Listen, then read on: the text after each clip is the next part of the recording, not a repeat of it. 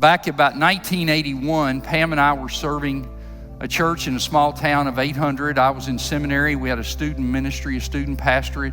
And the church had been there 150 years before we got there. In fact, they had never locked the doors of the church in 150 years. Somebody broke in and burglarized the church, so they had to put a lock on the church door after 150 years.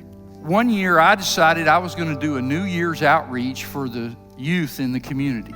So about an hour before we start, phone starts. Hey, Brad, listen, I hate it, but I'm not going to be able to make it tonight. Okay, so it ends up, it's me. Nobody but me. At the last minute, they've all walked out. Well, God met me there with His grace, and He gave me faith and confidence, and I figured out that Jesus and me were a majority. I was thrilled. Some folks showed up. Young people showed up.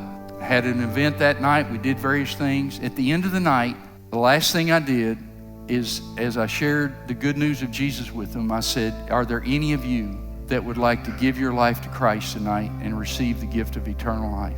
And one young man in tears said, yes, I want that. And he came to know the Lord that night.